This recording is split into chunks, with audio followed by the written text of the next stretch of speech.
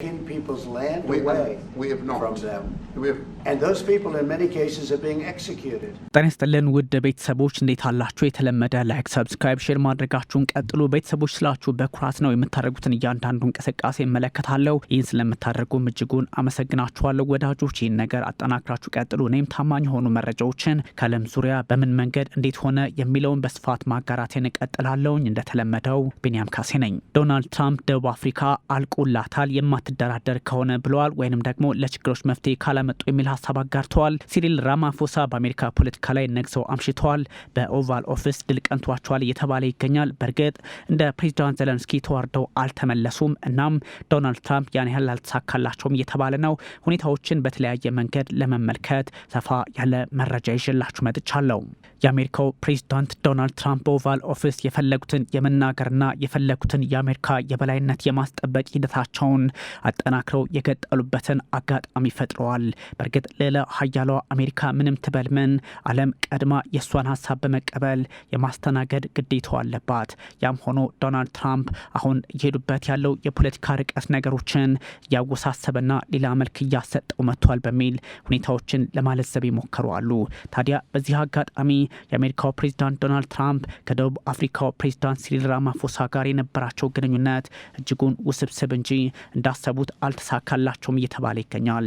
ሲሪል ራማፎሳ አሸናፊ መስለው ቢታዩም ግን ውስብስብ ጉዳይ የፈጠሩት ከአሜሪካ ጋር በመሆኑ ቀላል ዋጋ አይከፍሉም እየተባለ ይገኛል። አሜሪካ በራሷ መንገድ ዓለምን የመቃኘትም ሆነ እድሉን የመፍጠር አጋጣሚውን አቅሙንም የፈጠረች ሀገር በመሆኑ አሳሳቢው ሁኔታ የመቀጠል አጋጣሚ ይፈጠራል። ያም ሆኖ ግን ዶናልድ ትራምፕ በራሳቸው መንገድ ፖለቲካውን ዘለው ለሚሄዱበት አጋጣሚ መንገድ እያመቻቹ ነው ተብሎላቸዋል። ሪፐብሊካኑ በራሳቸው መንገድ ይህን ሊያደርጉ ቢችሉም አሁን ባለው ሁኔታ ግን የአፍሪካ መሪዎችም ቢሆን ተገዳዳሪ ከመሆን ወደ ተከራካሪነት እየመጡ በመሆኑ ሁኔታው መልኩን ሊለውጥ ይችላል ተብሎ እየተገመተ ይገኛል።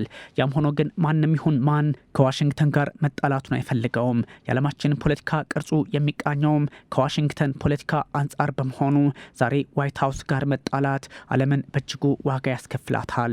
የዓለም ቁጥር አንድ ኢኮኖሚ፣ የዓለም ቁጥር አንድ የጦር ባለቤት፣ በዓለም በብዙ ነገሮች ቁጥር አንድ ላይ ያለችው አሜሪካ አሊያም ዓለም አሜሪካ መራሽ በመሆኗ ጉዳዩን አቅልሎ ማየት እጅጉን አስቸጋሪ ያደርገዋል። ትራምፕና ፑቲን አሁን ባሉበት አጋጣሚ አብረው ይሰራሉ በምትል ዓለም ሁኔታውን ደግሞ ዛሬ በተለይም ከአፍሪካ ተነስቶ አሜሪካ ላይ ጫና ፈጥራለሁ ማለት ፖለቲካውን የህዋህ ፖለቲካ አሊያም አካሄድ ያደርገዋል። አካሄዶች ግን ዛሬ በቀላሉ የሚታዩ አይደለም እየተባለ ይገኛል። ያም ሆኖ ግን ሲሪል ራማፎሳ ወደ ዋሽንግተን ተጉዘው በኦቫል ኦፊስ ከዚህ በፊት ከነበረው የዓለም መሪዎች አጋጣሚ በተለየ ድል አስመዝግበዋል እየተባለላቸው ይገኛል። ትራምፕ የሆዳቸውን በሆዳቸው ማድረግ ባይችሉ እንጂ ሁኔታውን በራሳቸው የፖለቲካ ፍላጎት ልክ መስፋት ይችሉ ነበርም እየተባለላቸው ነው። ሆኖም ግን ትራምፕ ጉዳዩን የሚመለከቱበት መነጽር አሜሪካ ትቅደም ወይንም ሜክን አሜሪካ ግሬት አጌን በመሆኑ አሳሳቢው የፖለቲካ ግንዛቤ መልኩ ሌላ ሊሆን ይችላል። ያም ሆኖ ግን ዛሬ አብሮ መስራት እንጂ መለያየት ለአፍሪካ ፖለቲከኞች አያዋጣቸውም በሚባልበት ሰዓት ሲሪል ራማፎሳ በኦቫል ኦፊስ ዋሽንግተን ዲሲ ዋይት ሀውስ በሚገባ ራሳቸውን ተከላክለው ሀገራቸውንም ኩራት እንዲሰማት አድርገው ይመለሳሉ እየተባለላቸው ይገኛል። ሲሪል ራማፎሳ በነጮች ላይ ከባድ የሆኑ ጥቃቶች እንዲፈጸሙ አድርገዋል። በዚህ አጋጣሚም ሁኔታውን እያወሳሰቡት ነው በሚል አስቸጋሪ ሀሳብ እየተሰጠባቸው ይገኛል። ኦቫል ኦፊስ ትራምፕ መሪዎችን እየጠሩ የሚያዋርዱበት፣ ሲፈልጉ መብራት እያስጠፉ ቪዲዮ የሚያሳዩበት፣ ተናግረው ሳይጨርሱ ደጋፊዎቻቸውን የሚያስጨበጭቡበት እየሆነ ነው ይሉታል። ያው ግን ዶናልድ ትራምፕ አሜሪካ ትቅደም ፖሊሲን የሚያራምዱ በመሆናቸው ግምት ውስጥ ማስገባት ጉዳዩን የሚያስገድድም ነው። ዶናልድ ትራምፕ የዩክሬኑን ፕሬዚዳንት ቮሎዲሚር ዘለንስኪን አዋርደው ወደ ኪየቭ በመለሱበት ጽህፈት ቤታቸው ኦቫል ኦፊስ በተመሳሳይ የዲፕሎማሲ ከባቢና የአቀማመጥ አውድ ሆነው ለዛውም ጥቁሩን የደቡብ አፍሪካውን ፕሬዚዳንት ሲሪል ራማፎሳን እንዴት ሊያደርጓቸው ይሆን? መገናኛ ብዙሃን ቀድመው ለፕሪቶሪያው ሰው አዘኑ። ግን ሲሪል ራማፎሳ ከምላሻቸው እስከ እርካታ ያልተለየው ድምጸታቸው ደቡብ አፍሪካውያንን ያኮራ፣ ትራምፕንም ያሰቡትን እንዳያሳኩ ያደረጉበትን አጋጣሚ ፈጥረው አልፈውታል። ከዲፕሎማሲው ይልቅ መዘላለፍ ያመዘነበት መድረክ ቢሆንም የደቡብ አፍሪካው ፕሬዚዳንት ዲፕሎማሲውን ማስተካከል የማያስችል አጋጣሚ ቢፈጠርባቸውም እንደ አንድ ፕሬዚዳንት በአግባብ ትራምፕን ሞግተዋል፣ ሀሳባቸውን ገልጸዋል የሚለው ደግሞ ውሃ የሚያነሳ ጉዳይ ሆኗል። በእርግጥ ከጅምሩ መገናኛ ብዙሃንም ሲሉት እንደነበረው ፕሬዝደንቶቹም ከፊታቸው ሲያስነብቡት እንደነበረው አጋጣሚ በጎ ውይይት አድርገው እንደማያጠናቅቁት ያሳበቀባቸው ነበር። በእኛ ህገ መንግስት አነስተኛ ጥቂቶችን የሚወክሉ ፓርቲዎች እንዲኖሩ በመፍቀዱ አሉ። ግን እኮ መሬት እንዲወስዱ እየፈቀዳችሁላቸው ነው። በጭራሽ ያን የሚያደርግ የለም። መሬት ይወስዳሉ፣ ነጭ ገበሬዎችን ይገላሉ። ያንን ሲያደርጉ ደግሞ ምንም አይሆኑ። እርግጥ ነው አገራችን ላይ ወንጀል አለ። በወንጀል ድርጊት ህይወታቸውን የሚያጡ ሰዎች እንዳለመታደል ነጮች ብቻ አይደሉም። እንዲያውም አብዛኛው ጥቁር ህዝብ ነው። አይ ገበሬዎቹ ግን ጥቁር አይደሉም፣ ነጮች ናቸው።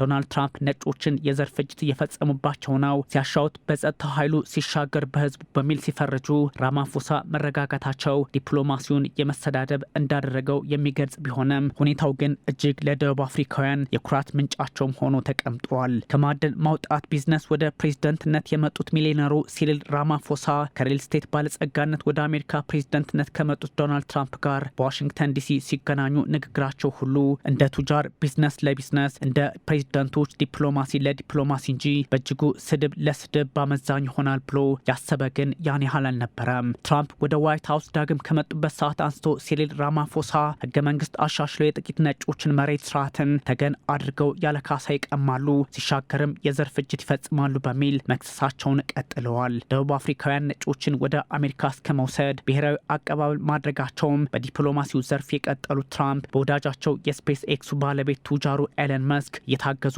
ነጮች ተገለሉ ዘመቻ ላይ ናቸው። ጥቁሮች ተገለሉ ድምፅ በበዛባት ዓለም ነጮች ተገለሉ የተሰማው ከዋይት ሀውስ ለደቡብ አፍሪካ በማስጠንቀቂያ መልክ መሆኑም አነጋጋሪ ሆኖ ሰንብቷል። ጉዳዩ እንደሚቀጥልም ፍንጭ ይሰጣል።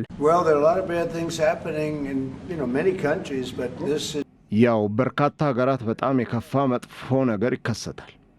ነገር ግን ይሄኛው ከሁሉም የከፋ ነው። ሁሉም ዓለም በአጭር ጊዜ ውስጥ ይመለከተዋል። ምክንያቱም G20 ጉባኤ ስላላችሁ ትልቅ ጉዳይ ነው። ደህና ሆኜ ለእርሶ ለመታየት እፈልጋለሁ። እርሶም በዛ መንገድ እንዲያዩኝ እፈልጋለሁ። ነገር ግን እገደላለሁ፣ መሬታችን ይወረሳል በሚል ስጋት በመቶና በሺዎች የሚቆጠሩ ሰዎች ወደ አገራችን ለመምጣት እየሞከሩ ነው። እናም እርሶ ያለምንም ክፍያ መሬት የመውረስን መብት የሚሰጥ ሕግ አውጥተዋል። መሬትን ያለምንም ክፍያ መውሰድ ይችላሉ።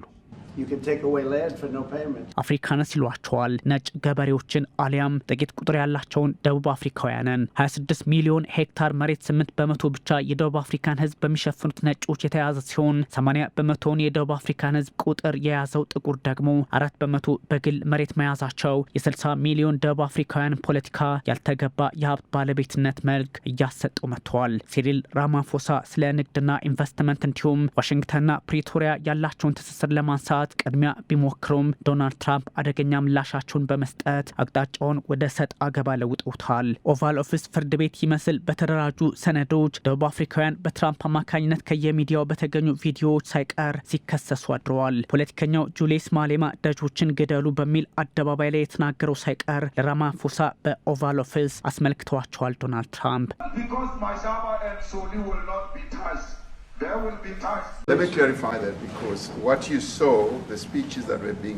ንግግር ሲያደርግ የተመለከቱትን ሰው ሐሳብ በተመለከተ እስቲ ላብራራላችሁ። አንድ የመንግስት ፖሊሲ አይደለም። በደቡብ አፍሪካ እጅግ በርካታ የፖለቲካ ፓርቲ አለ። ያ ደግሞ ህዝቡ ሐሳቡን የመግለጽ መብት እንዲኖረው የፖለቲካ ፓርቲም የራሱን የተለያየ ፖሊሲ እንዲከተል ይፈቅዳል። እናም በአብዛኛው ወይም በተወሰነ መንገድ ይህ አይነቱ ፖሊሲ ከመንግስት ፖሊሲ ጋር የሚሄድ አይደለም። የመንግስታችን ፖሊሲ እሱ ከተናገረው እጅጉን የተለየ ነው። በፓርላማው ጭምር ማለት ነው። ትራምፕ ለደቡብ አፍሪካው ልዑክ አቀባበላቸው ገፊ ቢሆንም ፕሬዝዳንት ሲሪል ራማፎሳ መንገዳቸውን መረጋጋት ማድረጋቸው በእርግጥም ዲፕሎማሲው የምስራቅና የምዕራብ እንዲሆን ያደርገዋል። በእርግጥ ከጎልፍ ስፖርት ጋር የተገናኙ ወሳኝ ሰዎችን አብረው እንደ ማባበያ ይዘው ቢሄዱም የተሳካላቸው አይመስልም። ሲሪል ራማፎሳ የደቡብ አፍሪካ ሚዲያዎች ራማፎሳ በትራምፕ ቢሰደቡም ተረጋግተዋል፣ ቀለል ብለው ታይተዋል፣ ልባቸውን ከፍተዋል፣ በትዕግስት ምላሽ ሰጥተዋል በሚል ያሞካሿቸው ሲሆን ትራምፕም ቢሆን የሚሆኑ ለችግሮች መፍትሄ ማምጣት አለብን በሚል ብርቱ አቋማቸውን አራምደዋል። ችግሩ መፈታት አለበት፣ ያ ካልሆነ ግን የደቡብ አፍሪካ መጨረሻ ይሆናል በሚል ዶናልድ ትራምፕ ዝተዋል። እርሶ የሰዎችን መሬት እየወሰዱ ነው። እነዚህ ሰዎች በተለያየ ምክንያት እየተገደሉ ነው፣ እናም እየተቀጠፉ ነው። በነጮች ላይ ነው ደግሞ የሚሆነው። አብዛኛው ገበሬዎች ናቸው። ይህ አስቸጋሪ ሁኔታ ነው። እንዴት እንደምታብራራው አላውቅም። እስቲ እንዴት ታብራራዋል? መሬታቸውን ይወስዱባቸዋል፣ ይገድሏቸዋል። በአብዛኛው የመንግሥት ሰዎች አይደሉም፣ ሕዝቡ ነው ያውም የሚያደርገው። ከዛም መሬታቸውን ይወስዳሉ። ሲቀጥል ምንም የሚሆኑት ነገር የለም። ይህን ማብራራት እፈልጋለሁ። እኛ ሕገ መንግሥት አለን። ሕገ መንግሥታችን ደግሞ የመሬት ባለቤቱን ተጠቃሚነትና መብትን ይጠብቃል፣ ዋስትናን ይሰጣል። ይህ ሕገ መንግሥት ሁሉንም ደቡብ አፍሪካውያን ከመሬት ባለቤትነት ጋር በተገናኘ ይጠብቃል። ያም ሆኖ እየተጋፈጠን ያለነው ካለፈው ጊዜ ጋር ነው። ለሕዝብ ጥቅም ሲባል የእርሶ መንግሥት መሬት የመውሰድ መብት እንዳለው ማለት ነው።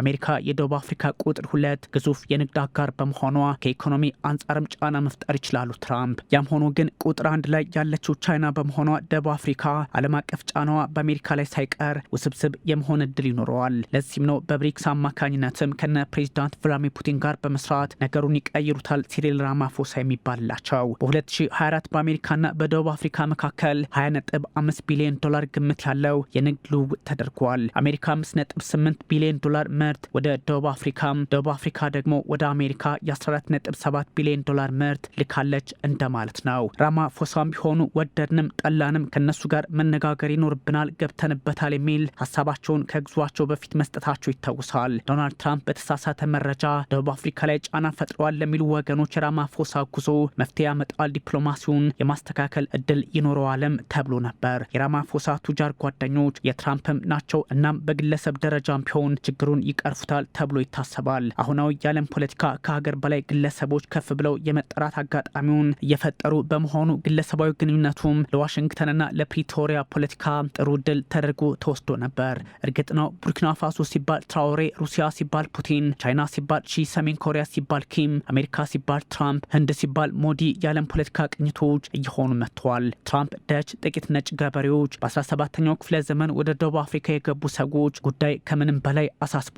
በቪዲዮ መልክም ጉዳዩን ሲያወሳስቡት ያመሹት ከዚህ አንጻር እንደሆነ ተነግሯል። ኤለን መስክ ደቡብ አፍሪካ ቢወለድም የስታርሊንክ ሳተላይት ኢንተርኔት ኩባንያው ሳይቀር ጫና ውስጥ መግባቱን ደጋግሞ በማንሳቱ እንዲሁም ጥቁር በሆን ኖሮ ማለቱ አደጋ እንደፈጠረ ይነገራል። ትራምፕና ራማፎሳ ተፋጠጡ እንጂ እንደ ዘለንስኪ ለትራምፕም አልተበሳጩላቸውም። ይባስ ብለው ትራምፕ የበሬ ወለደ ክስ አቀረቡ። ነጮች በጅምላ የተገደሉ ነው አሉ። ግን ማረጋገጫቸው ውሃ የማያነሳ የተሳሳተም ሆነባቸው ተብሏል። ዓለም ላይ ደቡብ አፍሪካ ከፍተኛ የግድያ ወንጀል ያለባት ሀገር ስትሆን እጅጉን አብዛኛው ሟች ደግሞ ጥቁር እንጂ ነጭ አለመሆኑ ምናልባትም መብራት አስጠፍተው ቪዲዮ ላሳዩት ትራምፕ ድል አልሆነላቸውም። And you do have laws that were passed that gives you the right to confiscate land for no payment.